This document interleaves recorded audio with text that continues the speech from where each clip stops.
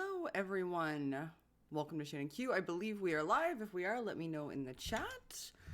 Today we are going to watch me get increasingly aggravated. So I hope you guys are in for that. We're going to have tea. I have tea in my TARDIS mug because apparently tea sipping is what you're supposed to do when you get aggravated about something that other people are doing on YouTube. So I have tea today. I had a vote on my community tab, so thank you everybody for voting on what the next installment of Qsplaining was going to be regarding Christian counseling. And I'll bring it up now because you guys overwhelmingly voted. 70% of you wanted me to address why psychology is literally Satan. And it wasn't difficult to find and put together the information for this stream. So I'm just going to do a little bit of housekeeping before we get going. You guys, get yourself your own tea so you can watch me get progressively pissed off. And also I apologize for the ring light and the glasses. I have some stuff I need to read, so I need my glasses today. And I also need light so that the green screen doesn't look all fuzzy. So we're all just going to have to deal with it. And I'm sorry. I love you all and I'm sorry. So, a few housekeeping things. Qsplaining, for anybody who is new here, is a live stream that I do specifically at this point in time to go over the intersection of psychology and faith as it pertains specifically to the realm of biblical Christian counseling. Biblical Christian counseling, if this is your first time here, is a sect of Christians, I guess. I'm not sure how best to describe it, but it's an entire infrastructure built around education and business models to replace mental health care, like legitimate mental health care, be it counselors, psychologists, psychiatrists, with a biblical model of counseling. And the biblical model of counseling has some problems, has some pretty serious glaring problems. So we go over those here kind of one by one. We focused initially on our friends at, let's see if I can point to them this way, our friends at Above and Beyond Christian Counseling. Above and Beyond Christian Counseling is an NCCA, National Christian Counseling Association certified Christian counseling organization. But there are others, and today is the day that we are going to meet my new friends at I believe it's called the American, we'll meet them later, but it's a rather large and newer, more organized and larger, more broadly accepted sect of Christian counseling that's actually infiltrated some of the accredited Christian universities. So we are going to have a little chit chat about them and meet our new buddies. We're going to meet our new buddies. Also, a brief announcement before we get into it. I was invited to speak at Faithless Forum this year. So if anybody is going to be around in June, it is going to be June 19th through 21st. It's going to be in Austin, Texas. The tickets are on sale now, and I'm really excited. If you guys are around and are able to come say hello, there's going to be lots and lots and lots of great people to see there. Paulogia is going to be there too. Genetically Modified Skeptic, Telltale, Holy Kool-Aid, Ali Rizvi, a whole slew of new wonderful creators are going to be there, including Mentally Diseased, Ex-Cult Baby. There's going to be a lot of creators. I think last count there was close to 30 creators, specifically YouTube content creators in the skeptic sphere that were going to be there. So hopefully, if you guys are around, you can come say hi. I look forward to meeting those of you who are able to be in attendance. It's the only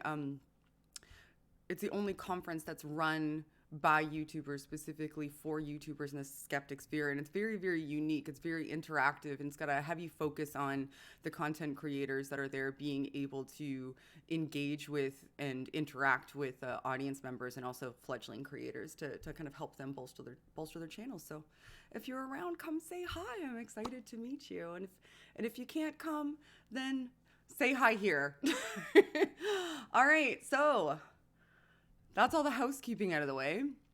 Now let's talk about why psychology is literally Satan. We have 2 videos that we're going to go through and a website. This may be a little bit longer of a Qsplaining, so Hope you guys are in it, in it with me for the long haul.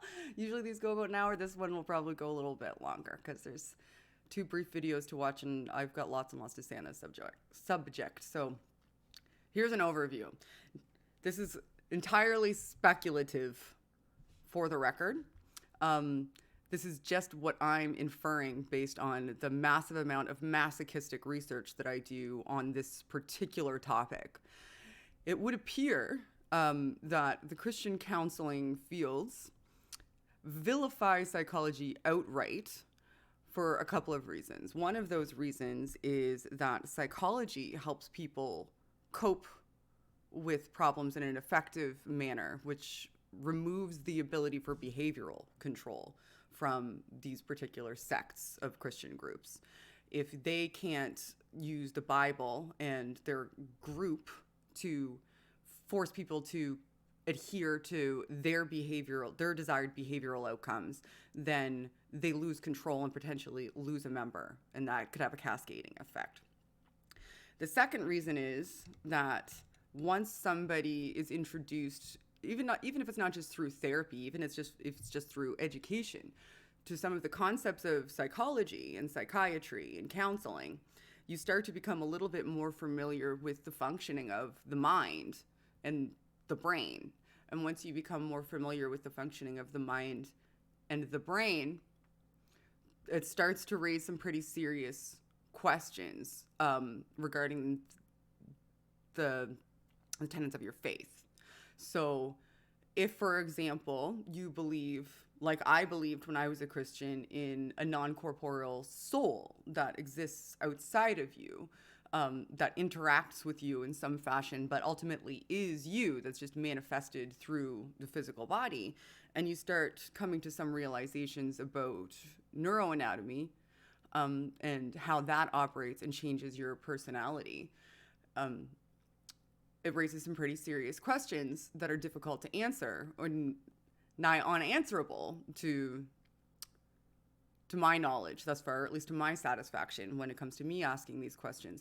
So you kind of need to keep people away from it. Now, you can't just, it's the information age. You can't keep people away from information, but what you can do is package this entire field as though it's of the devil, as though it is inherently unholy. You can misrepresent it as something that it's not. You can tell people that they should avoid it because it's going to lead them away from God. And these are all tactics that these institutions take in order to keep mental health issues and people's mental lives close to them, so that they're the ones that have control over those outcomes very, very close in their segregated group. So those are my perspectives. Perhaps you guys have differing perspectives, and we'll elaborate on it a little bit more as we go through. So if you have questions, as always, I will answer super chats at the end. It's difficult for me to follow through with the stream chat as I'm going. I will do my best. I have fantastic moderators in there. Please be good to each other. I absolutely encourage vehement debate. If you disagree, I want to hear a why, but please do not be insulting or berating to one another. This is an environment where people are able to safely disagree. So with that, we'll reintroduce ourselves to our friends at Above and Beyond Christian Counseling, and we're gonna see what they think about psychology. Everybody ready for me to start getting agitated? Because it's about to happen. All right, let's go. Hopefully you can hear. Get a lot of inquiries at the counseling center from people who want to know how we view the relationship between spiritual counseling, psychology, and even psychiatry, medications. And quite frankly, when we... Did you notice that he said even psychiatry, medications? Because they put a heavy emphasis in a lot of these. I'm going to stop this way too many times. I'm sorry. I'm so pissed off. This is an inside track to what it's like to be Paulogia, by the way, because he's with me when I'm doing the research for this, and mostly it's just 5 seconds of them talking and then 25 minutes of me losing my mind.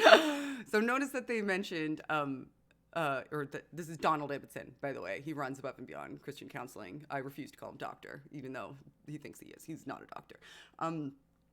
They put it forward as though psychology and psychiatry they want to medicate your problems. That's their go-to. No, for starters, a psychologist can't actually even prescribe you medication, nor can a counselor. Only a psychiatrist can.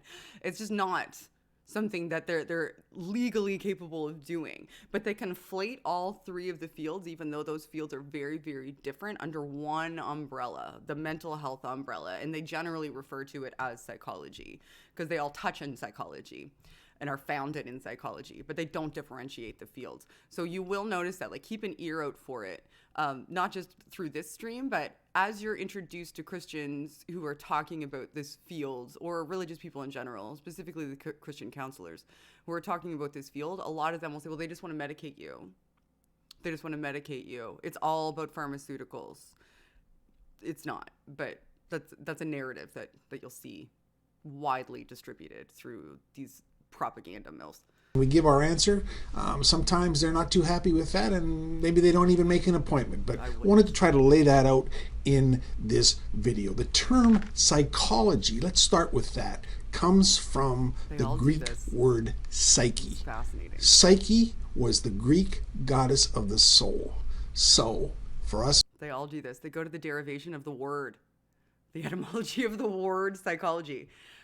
That very rarely do they adequately clarify or define what psychology is. This later on, this one actually does a moderately okay job, but most of them, almost all of them, focus on the origin, the etymology of the word psychology, as if that's relevant to what is contained in the field. And you'll see why in a sec. As Christians, that ought to tell us something. That ought to be a good starting point. Why would we presume to get much truth from a field of study that based its name on the Greek goddess? Okay. Isn't that bonkers? That's crazy, right? That's bananas. Why? This word, the derivation of this word, has an origin in another god. So everything that comes from this, what do these guys do on Thursday? do they just stay inside and refuse to participate in life on Thursday? That's Thursday, guys.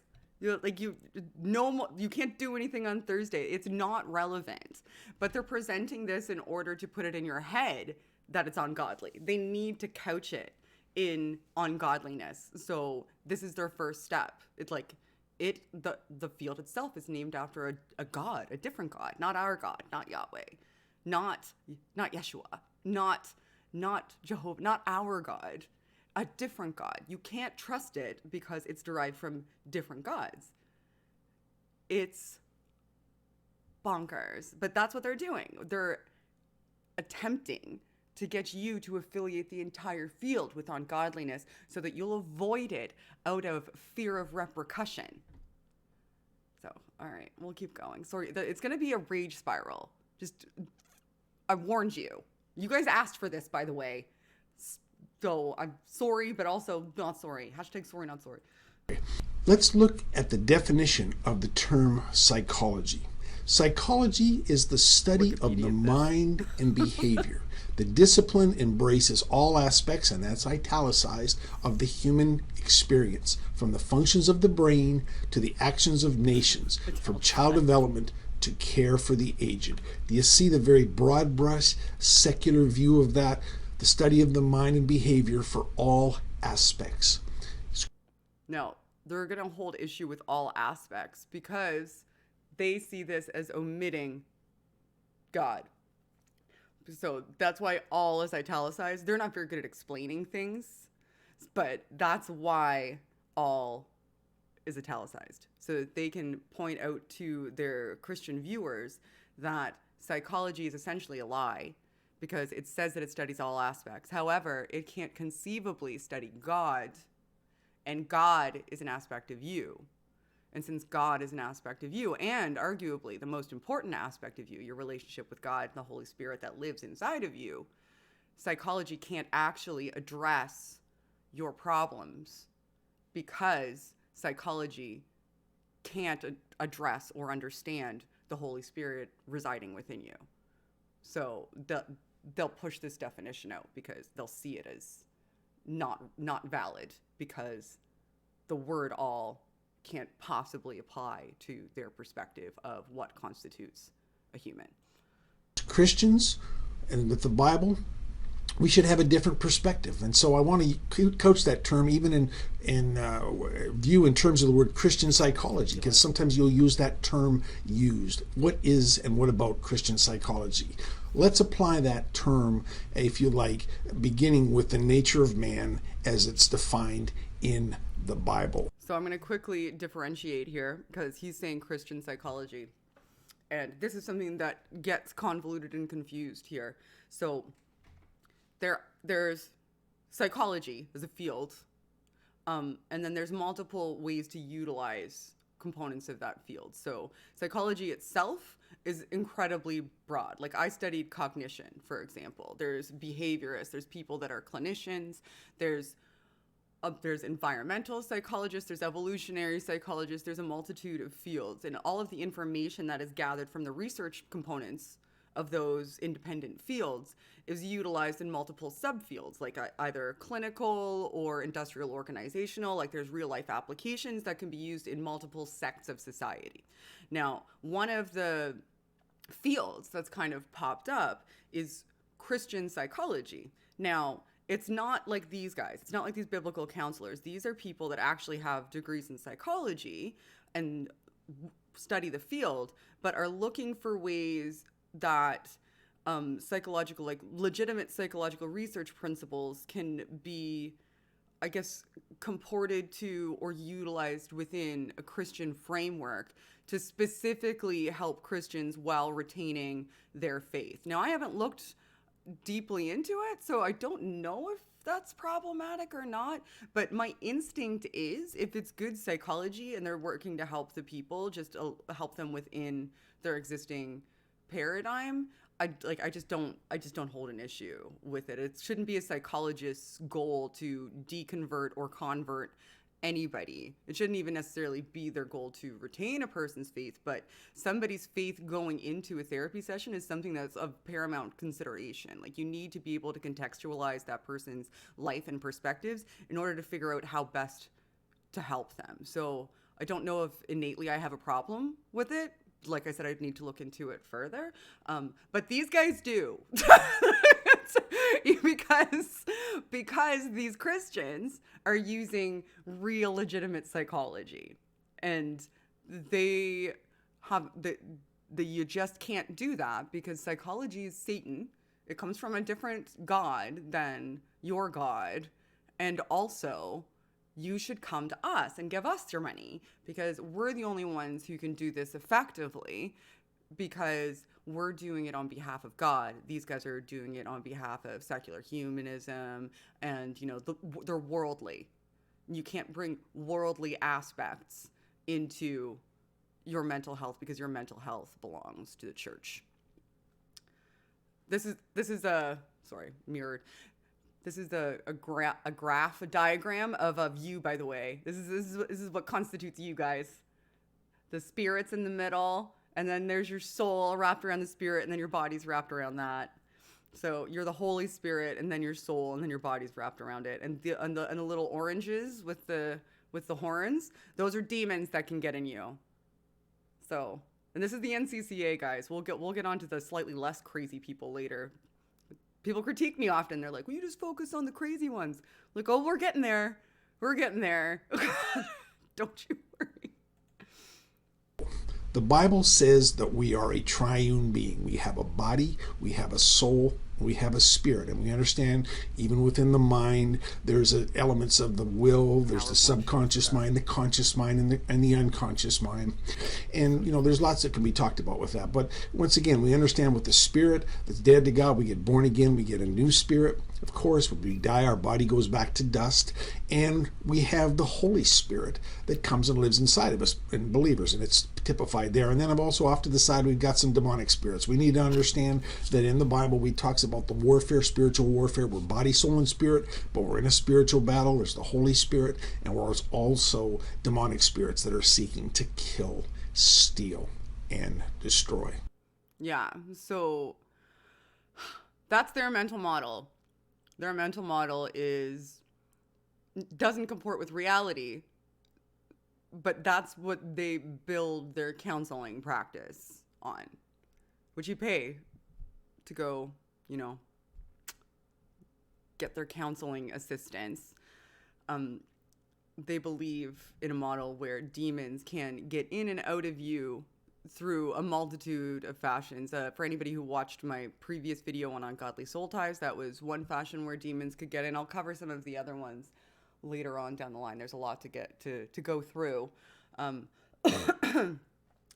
because their model doesn't comport to reality, it's not going to be effective in assisting you. There may be a temporary euphoric sort of oxytocin hit that you get through the process of going to these counseling, but it's just not a long-term solution ever for any sort of mental anguish. And if you, heaven forbid, if you have a disorder that requires medication and consistent upkeep in order to maintain,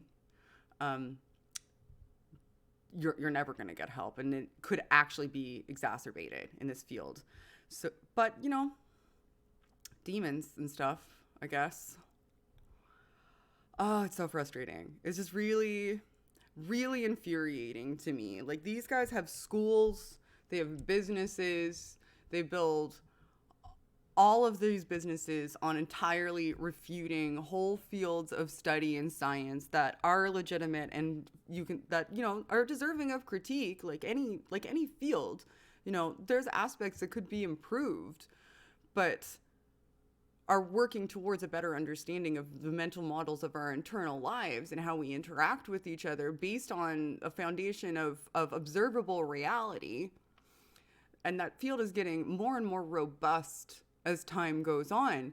And they have built entire business models around keeping people away from it so that they can engage in this sort of segregation from broader society that allows them to keep these people in a spiral where they have a necessity for their services because the problems are never resolved. But they have a fail-safe built in because the problems are never resolved because you're fundamentally flawed and sinned and demons could be getting into you, and like you were born damaged, and all you can really do is continue to try to sanctify yourself with no real solutions to any sort of internal trauma that you may have, with any sort of resolution to any sort of behavioral problems that you may wish to address, any sort of internal attributes of who you are that you may be struggling with because of the paradigm that they've placed you within.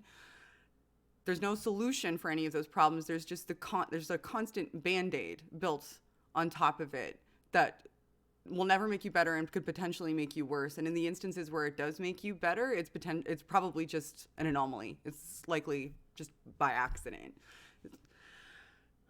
Like,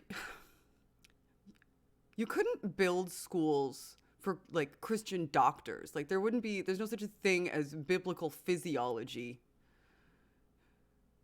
But for some reason, you can do it with psychology, psychiatry, and counseling. You can just run roughshod over them, use dishonest tactics to entirely discredit a field, and put people in risk, put people at risk and make them in danger of further emotional damage. But we just as a society, I guess, don't take that aspect of ourselves seriously. The aspect of ourselves that actually is ourself. We don't take that seriously enough. You can do whatever. You can build a business model around that. That's fine. It's just, it's just people talking, right? It's just people talking. What's the damage? Buck up. Be more godly. and there's no repercussions. Like, what would a Christian hospital look like? Like, if you look to the Bible to fix your physical ailments, what would that look like? Why is this okay? Why do we as a society look at this and go, well, what are you going to do? What are you going to do? Right? They can open schools and teach us that psychology is crap and like just make nonsense up based on their interpretation of a book that has nothing to do with the field, and then just charge people to tell them crap that's going to make them worse. And we as a society are just like, you know what, that's okay. You know, what are you going to do? It's their religious right to, you know, make fake education systems with the artifice of legitimacy and hurt people because, you know, you can't mess with their rights. You know, I warned you I was going to get ranty. We're not even halfway through. I'm sorry. I'm going to just drink my tea and listen for a sec. What do we say, or how do they view when even psychology finds truth or things that we agree with in aspects of terms of biblical principles? It comes back to that story about a blind squirrel. Even a blind squirrel. My God, that's cute though. Can I'm sorry. find Look some at him. nuts. And hey, we're having a little fun with this here, but you know that's the point we want to make. A lot of things are out there in the secular realms, the psychology realm. It's like they are truths, but they're truths, if you like, because ultimately you can find those truths in the Bible. A lot of things that aren't true, that are not factually accurate, are because they contradict the biblical view of man, and they're based on a secular humanist view. So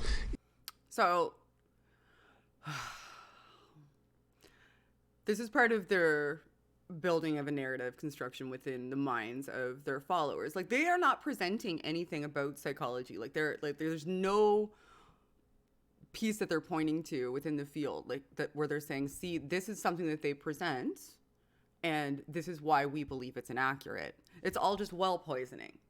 So in order to cover their behinds now, they're saying, you know, there are aspects of psychology that are true and valuable, but any of those aspects that are true and valuable, that's accidental. They discovered that by accident.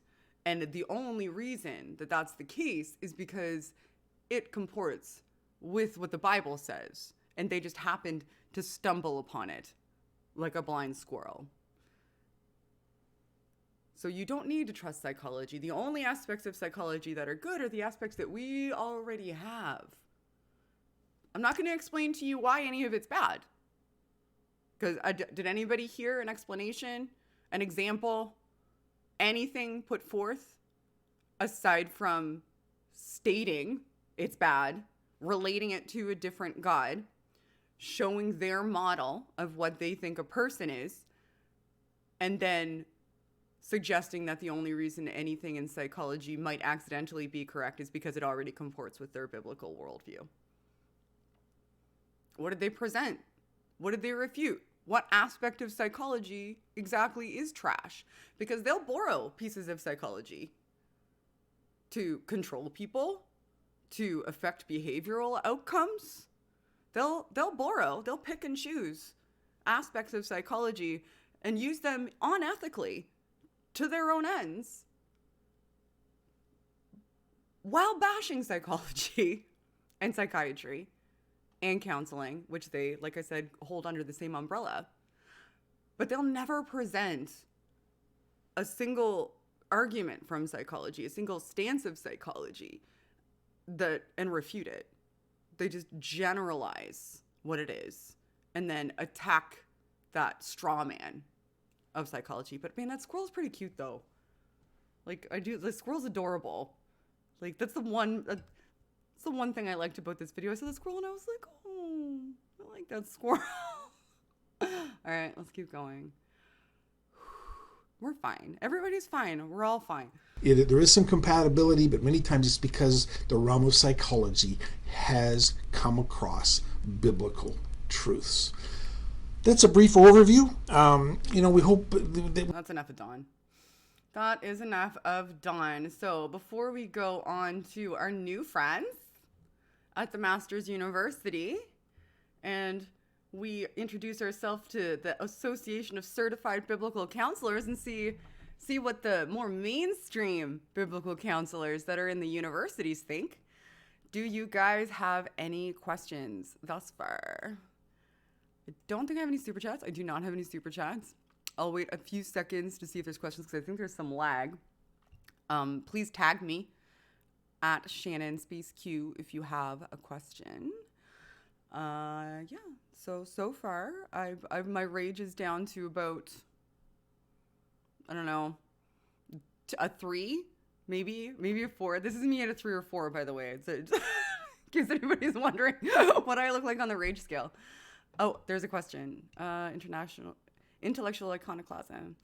In practice, how is this different than Scientology? Serious question. I don't know enough about Scientology to be able to answer that question for you. I do have a friend, Chris Shelton, who has a great channel.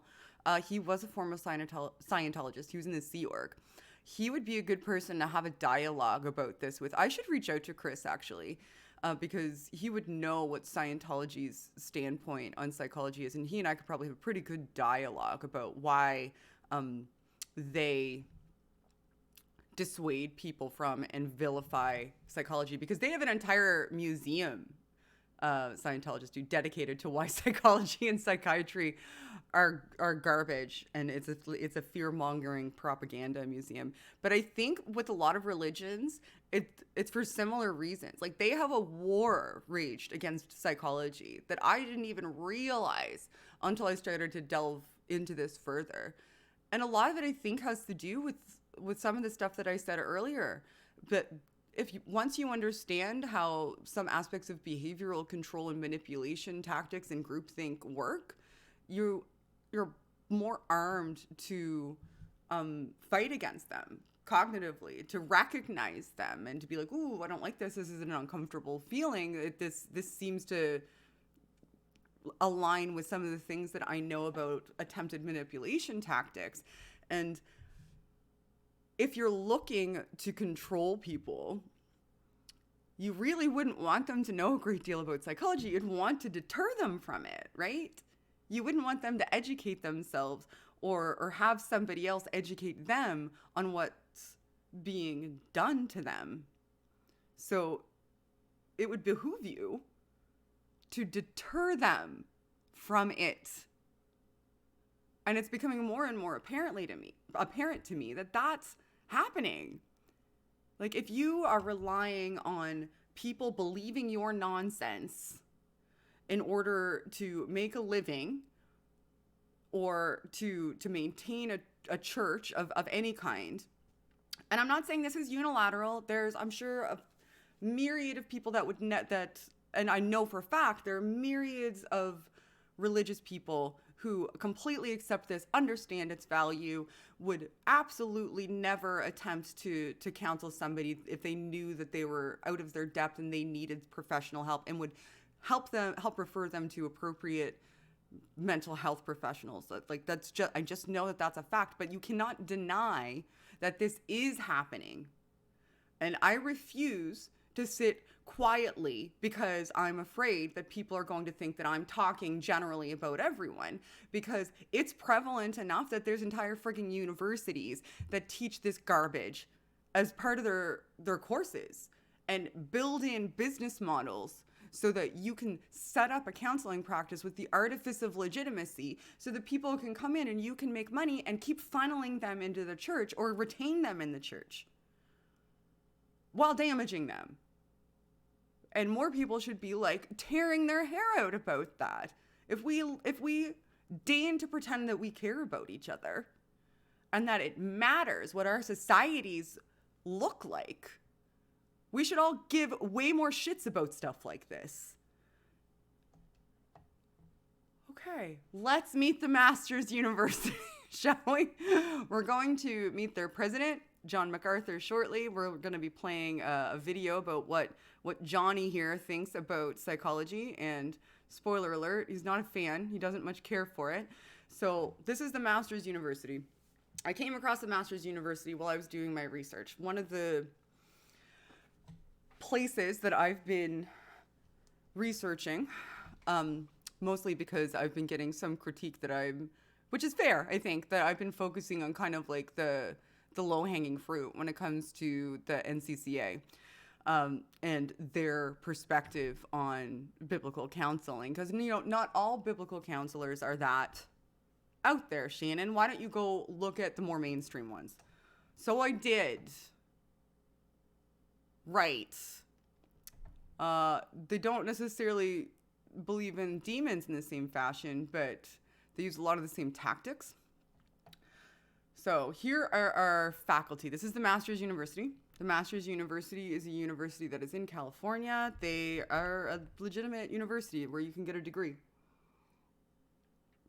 They don't teach psychology there, but they do go up to the master's level in biblical counseling. And when you get your biblical counseling certification there, they encourage you, because they work with and use curriculum from the Association of Certified Biblical Counselors, which is big in the States, but it's actually an international organization that certifies biblical counselors. They're very, very, very anti-psychology for all of the reasons I said before. I don't think that I necessarily need to reiterate it. And their intense focus is on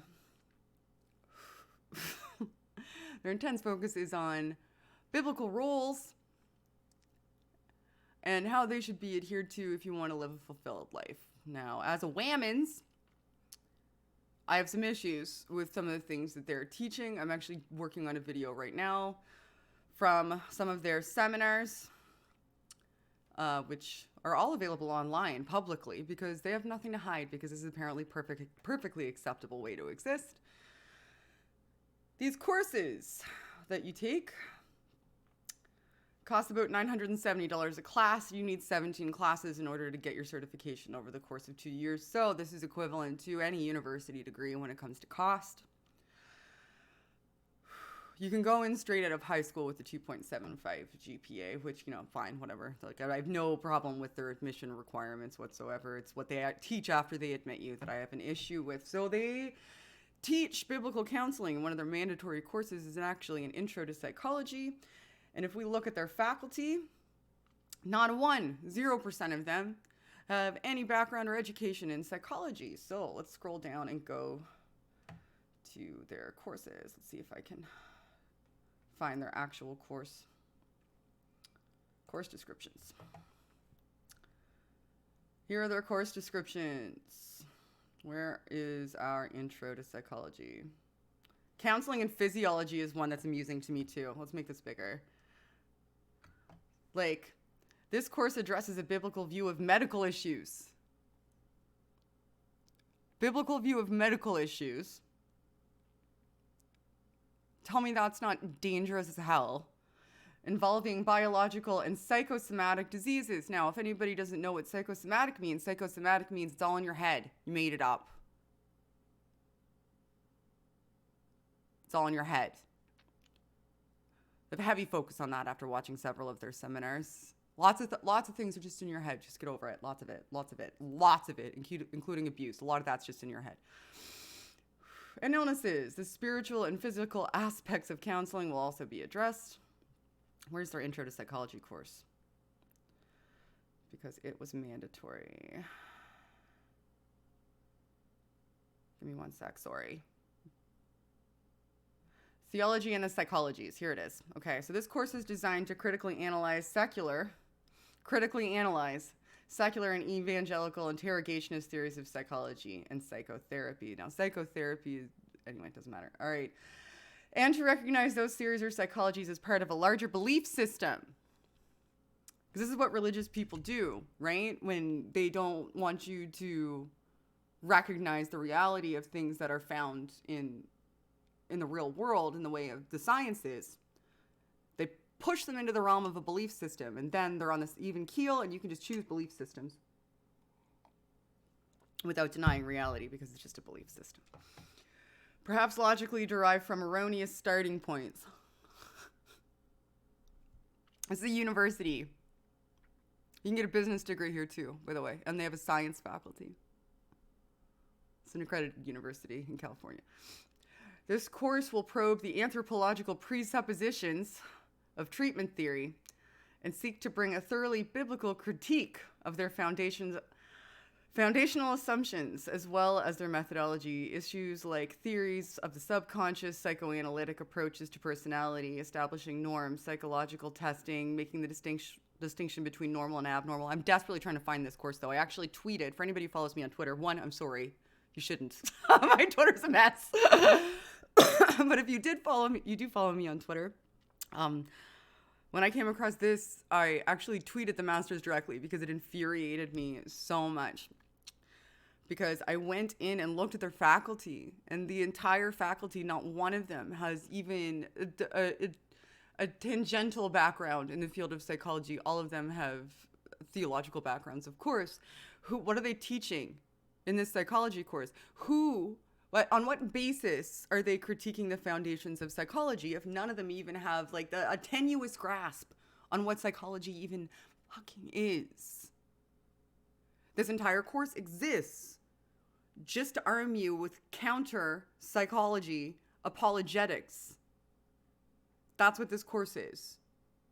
It's an apologetics course to encourage people away from even looking at the fields of psychology because and psychiatry, because like again they conflate them, psychoanalytics and counseling, because they want you to come to them. Like if you're a biblical counselor, you need to be armed with a quiver full of reasons why somebody should go to you and not actually get help.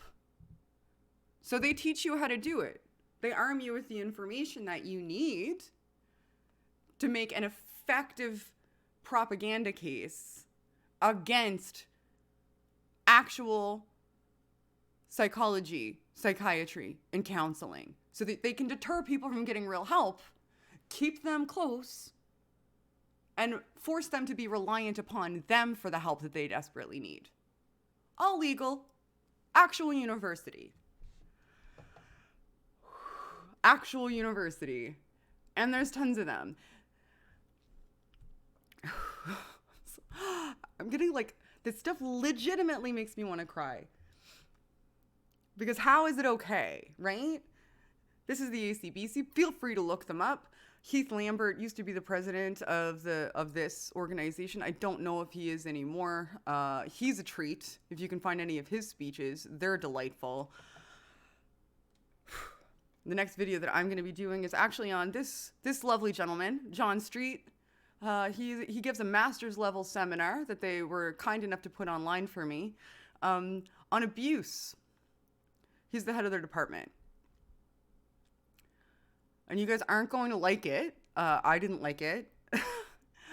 But it should be out within the next week or two, hopefully, once I can sit down and rate it. So, you guys wanted me to not address the low-hanging fruit. This is an actual university where this garbage is taught. Let's listen to their president. Shan't we? Before we listen to the Master's College President John MacArthur talk about why psychology is such trash. Does anybody... Oh, I think I do have super chats. I will get them. Stephen, Ray, John, Shannon, they deserve it. Thank you. I'm trying to be... objective, but I'm not successful. It's very difficult for me in the live streams because I don't hide emotions well in real time. So yeah. Thank you. I appreciate that. William Perry, thank you. You should hear how faith-based rehabilitation programs are ran. It's pretty crazy. Oh my gosh, I can only imagine.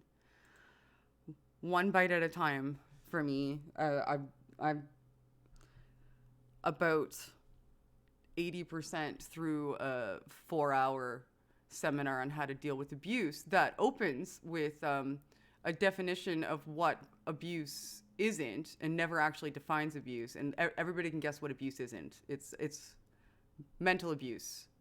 They acknowledge that it's a thing. Mental abuse is a thing. Sure, we can find a biblical passage that says it's a thing. But most of the time, it's just women getting upset at their husbands because they disagree with them. Or, you know, they want them to do something and they don't want to do it. And that's what it mostly is. So just be aware of that. Most of the time, that's what it falls under. College. Very Canadian of me. This is college. So let's listen to their president. Okay? The question is, why doesn't the Master's College teach psychology? Because you're assholes. The answer is, by definition, psychology, the study of the soul, is a secular, godless, unbiblical approach to analyzing humanity, designing solutions to their problems. So, why is any of that a reason? You notice none of them can counter, right? None of them say, well, here's how psychology causes harm. Here's why it's ineffective. Here's the issues with their research methodologies. Here's the issue with the structure of the institutions that teach these things and research these things. It's unbiblical. It's worldly. It's not of God. The end. Period. Full stop. And then fearmonger. And then fearmonger. And then fearmonger. They're going to make you worldly. They're going to pull you further from God. University. Sorry, but the college. truth is, man in his fallen condition cannot really make a completely clear and accurate assessment of the human condition. Nobody is suggesting that we have a full, clear, accurate, concise conceptualization of the entirety of the human condition. Nobody. All we're saying, for anybody who subscribes to this that is watching right now, if you do, please listen to this. All we're saying is that it can be studied and that the information that we retrieve from endeavoring to study the human condition is valuable to us understanding it so that we can better ourselves and society. There is no one in the field of psychology that says, we got it, wrap it up, we nailed it, we understand all the people, all the things that the people do, all the interactions that the people have with one another, all the children, all the adults, all the elderly, all the different cultures throughout all of society, through all of history, and into the future. We nailed it. We got it. No need to look any further. We did it. We're done. That's not what psychology is. It's an endeavor to systematically study aspects of the human condition, the human mind, our interactions with one another, our introspective thoughts, and our neuroanatomy so that we can better understand ourselves, how we function, how we interact, and be armed with that information. They don't want you to be armed with that information because they have an answer that they're selling as comprehensive.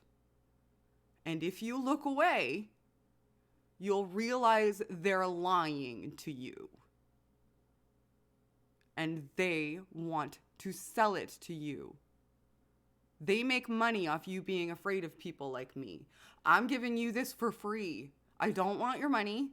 I want you to look into it. I want you to investigate it. I want you to click on the links in the description and go from there. I want you to Google psychology and read some actual papers that might pertain to something that's in your mind, that's bothering you. Don't give me a dime. Don't give me a cent. Go look. Figure out why they're telling you you shouldn't. Please go look. Certainly, he can't offer true solutions to what goes on in life. Unless you understand people the way the Bible lays them out as fallen, dead in sin, blind, cut off from the life of God, deceived, and desperately wicked. They need to keep you broken. They need to keep you broken. Because if they keep you broken, you're going to be reliant. And if you're reliant, then they've got you. You're dependent on them. You can't operate independently. If you're not there of your own volition, as opposed to because you feel that there's a need that needs to be fulfilled and they're selling you a solution. They need to keep you broken. And then that perpetuates the cycle. If you're always broken, you always need them. And if you always need them, then they got you.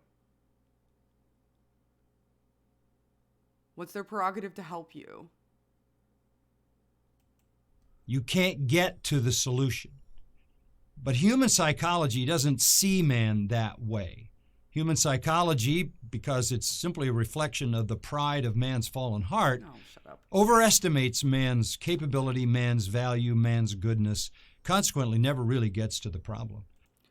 Okay, like this is all just nonsense for starters. It's all just nonsense because we go in from when we're creating, let's talk a little bit about psych research methodology for a second. It's something that I really love, and I think that it's important for people to have a look at. There's multiple ways for psychological research to be done. So you can have like an archival study where you're just going back and kind of aggregating similar studies or studies that looked at similar things over time to see if you can find any trends. Like that's a type of study. You can have an experimental study, pardon me, where you actually set up control groups and build a hypothetical construct, like with an actual null and alternative hypothesis, and do statistical analysis on the outcomes. You can have a correlational study where you're really just like kind of gathering information to see if there's any sort of correlation between any variables that you're attempting to control for. There's all kinds of different psychological studies, but each one that we go into raw. Like, we don't assume that anybody is good or bad going in. We don't define things on those lines. We don't go in and say, we're going to measure how good people are, because that's an almost unquantifiable metric to measure good. Like, how do you quantify good?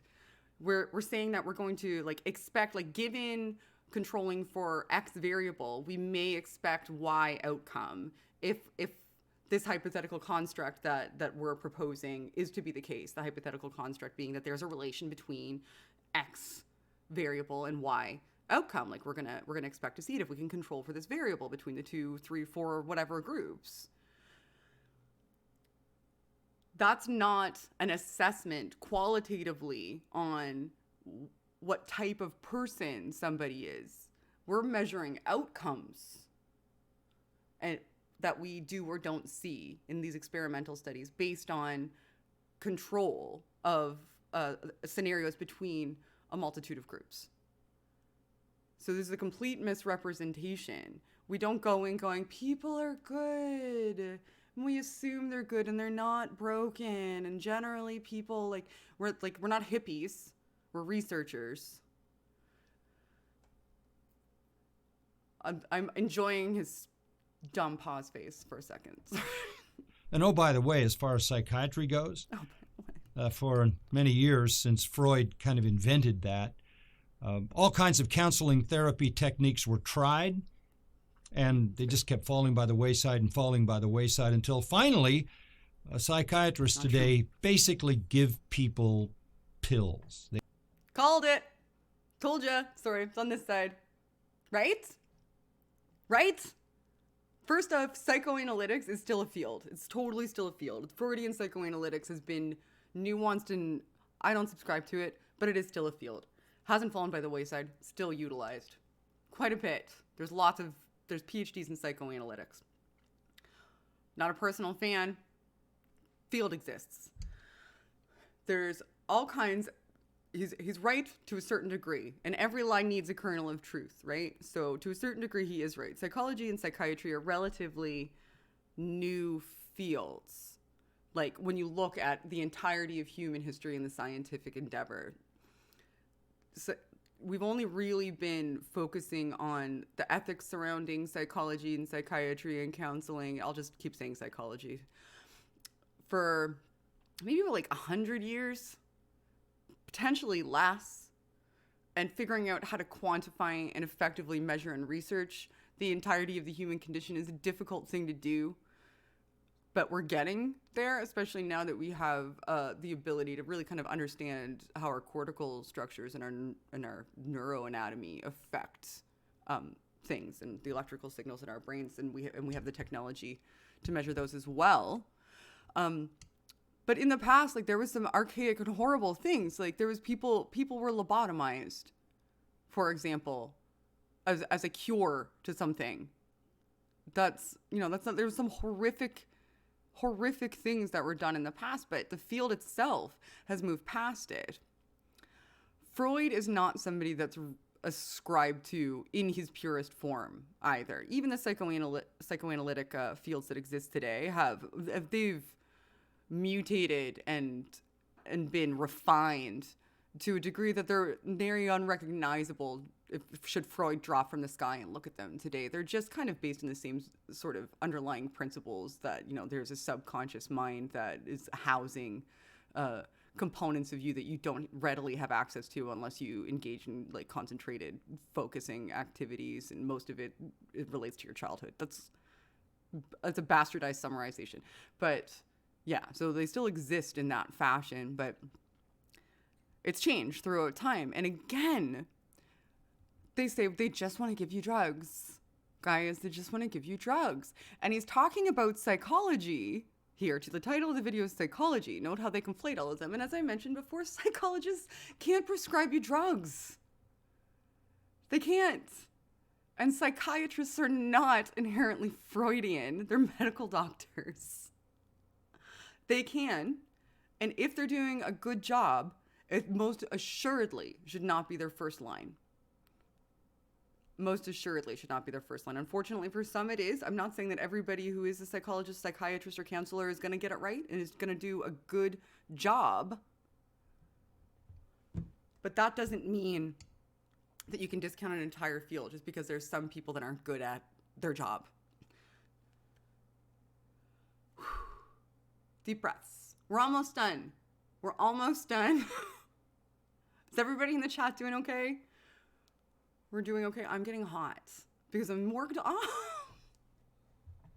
I should have had rum instead of tea. Is it too early for booze? What time is it? It's 3:15 here. It's not too early for booze, right? Just send me a 1 in the chat if I'm allowed to start drinking when this is done. They medicate them, which doesn't solve anything but dulls the feelings of anxiety. Okay, I'm getting pissed off again. Here's the thing. So, medication does solve some things. Doesn't solve everything. Arguably, potentially overused. But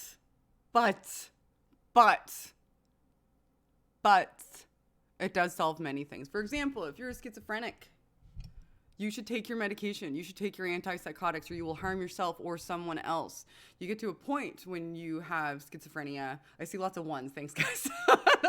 You get to a point when you have schizophrenia that your medication is working so effectively, in fact, that you become at risk of not taking it, not remembering to take it, or thinking you don't need it because you've gone through the initial medical fog and now you're in a state of stasis. Because it's working.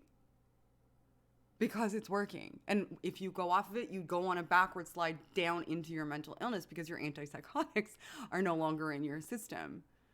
If you have severe clinical depression, it may take a little bit to get you on an effective course, but something like an SSRI may very well be effective if it's monitored in a clinical environment. If you have an acute onset of an event that's triggered something like a PTSD, you may need an anti-anxiolytic temporarily in order to be able to get into a state where you're receptive to therapies, and then you can be weaned off of them. Like, there are all kinds of reasons why either long-term or temporarily these drugs are an effective course of treatment. And this constant onslaught of vilification of these drugs by saying that they just numb ya. They just numb you, they don't solve the problem, without understanding how they're utilized within the context of a strict and stringent treatment structure that's administered by a mental health professional, is negligent, and it's garbage. And until you know what you're talking about, you should shut your mouth, because you have no idea. You, Mr. John MacArthur, are motivated by profit because you run a university. And I don't know how people like you sleep at night. I really, really, really don't. Maybe you believe the crap that comes out of your mouth. I don't know. I'm not you. But if you don't, if you're just saying this because you are actively benefiting in a monetary fashion by deterring people from seeking mental health assistance that they may sorely need so that you can profit on keeping them sick, I think things I'm not going to say out loud because I'm angry and I'm going to say something I regret. Let's keep listening. We're almost done. We're so close to done. I thought we were going to be done sooner, but I just keep ranting. That's not a solution to anything. Yes, it is. A right diagnosis of man leads to a right remedy, and both are revealed in Scripture. Shut up. So we teach people a true understanding of man, his condition, and a true path of genuine solutions that change lives. No, you don't. They come from the Word of God. Shut up. All right. Oh, this idiot. Okay, so that is why psychology is Satan. You guys voted for it overwhelmingly. I could go on longer. I think that this was a good way to summarize it by showing the juxtaposition between the more mainstream Christian counseling approaches and the low-hanging fruit Christian counseling approaches. So that's it. I don't think I have any more super chats. Thank you for the 2 people that did send me super chats. I very much appreciate the support of the channel, more than you realize. Thank you. It's all going into my Faithless Forum fund because we have to pay our own way there. So thank you. I appreciate it. I'm excited to see you guys if you do go to Faithless Forum. So does anybody have any questions for me before we go? Make sure to tag at Shannon. I know that there's a little bit of a lag, so I'll filibuster for a second. Did anybody see my chat with Darth Dawkins? That was a mess. That was a disaster. Tea's good, but I saw lots of ones. That means I'm allowed to have rum after this, right? So my shirt is falling down. Yeah, I have another one on underneath it, though. I'm wearing a tank top, so we're okay. I'm a hussy. I'm an unbiblical whammons. Unbiblical AF. Get him, Shannon. Rip his proverbial throat out. Yeah, I'm a bit saucy. I am a bit saucy. Oh, look, there's a cute boy on my screen. So didn't realize I minimized all that. Yeah, so I don't see any questions yet, but I know that there's a little bit of a lag. Does anybody have any questions? You and I should talk sometime. You can try to DM me. I have hundreds of DMs, though. It's very, very difficult for me to get through all of them. If you haven't joined my Discord, I sometimes go into my Discord and do impromptu chit chats with people in the audience who are interested in coming in. I may do one in the next couple of weeks. So if that's something that you're interested in, please join the Discord. And if you're looking to have a chat with me, that may be the best opportunity, although it is they generally are open to the public. All right, so any other questions? Don't forget to subscribe and like. Thanks, Tony. Yeah, I'm really bad at self-promotion. Don't forget to like and subscribe, and PayPal and Patreon and Discord and Twitter and all of the various things. All right, at Shannon Q. Toughen up, Fluffy. Thanks, Critical Cripple, for being such a wonderful moderator and aggregating questions for me. Can you tell me how to get over religion caused CPTSD? I cannot tell you how to get over. I can tell you that there are resources in the description. I am not a clinician. I studied cognition, and I never intended to be a counselor. That's just something that I have a passion for, and a slightly more than lay knowledge, I suppose.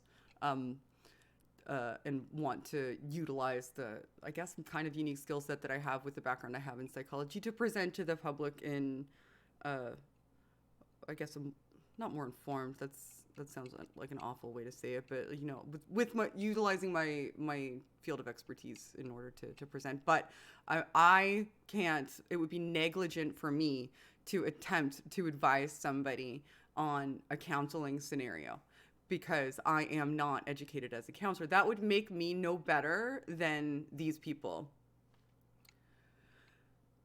All right. I don't want to answer yours. I didn't see it. I'm sorry. So forever angry. No. That doesn't mean forever angry. That means that there are resources for you. Like there's some in the description there's recovering from religion is down there. That's a fantastic resource. I would suggest going to that. Just because I'm not able to give you a solution post hoc or ad hoc on a live stream, that doesn't mean that there isn't a resolution. Please don't lose hope. Go look at recovering from religion would be my first suggestion, and the links are in the description. Melissa Benitez, is it better to go into cognitive psychology or biological psychology? It's entirely dependent on what you ultimately want to do as a career. So it depends. It depends on what you're looking to do with that degree, would be my answer to that question. I studied cognitive and specifically perceptual cognition and communication because before I got pregnant, I got pregnant while I was doing my honors seminar. I was going to go work with nonverbal autistic children. That's where I wanted to go. But ultimately I ended up utilizing my communications background and perceptual knowledge to go into the corporate world. All right, theological introspection, Shannon Q. How do I best avoid passing my psychological issues on to my daughter? No need to answer. It would entirely depend on what the psychological, if it's a genetic component, there's not much you can do, but if you're looking to parent in a way that differentiates from what led you towards psychological issues, I would suggest maybe seeking some sort of counseling, starting to read. It's entirely dependent. Like a lot of these, I always feel so bad because people want to ask me for advice, and I'm willing to give generalized advice, but it's very, very difficult because this is why counseling and therapies are so important, because it allows you to build a relationship with somebody where they understand the full context of your situation and are able to advise you from a place of not only expertise but contextual knowledge, and both are really imperative when making a determination regarding how you should, proceed mentally or behaviorally throughout your life. Like me, in an anonymous situation, and ad hoc in a side chat, and especially without any qualifications, I'm not able to help as much as I would like. I'm an intensely empathetic person, so it always hurts me because I feel like I want to solve it for you right now, but I'm not neither equipped to be negligent for me to pretend that I am. And my best advice to anybody is seek an appropriate counselor. So does anybody else have any other questions or commentary? Hopefully you guys enjoyed this stream. I'll put up another poll relatively soon for the next Qsplaining. Hopefully before that comes out, I'll get out the video on abuse and why us whammons just need to stop our bitching, because most of it's probably not abuse anyway. We just won't ever stop nagging, and we hate it when people disagree with us. Like, it's unreal. It's crazy. It's crazy. We constantly think we're abused, and we're not even abused. We just don't understand that it's okay to disagree with us. It's our problem. It gets worse than that too. Just fucking Jesus Christ. I just said a swear. Sorry. All right. Well, I don't see any other questions. And if I don't see any other questions, I guess I will sign off for the day. Oh, there's questions. James Spicer, what would be a good book on psychology 101 for a layman? Oh, that's a really good question.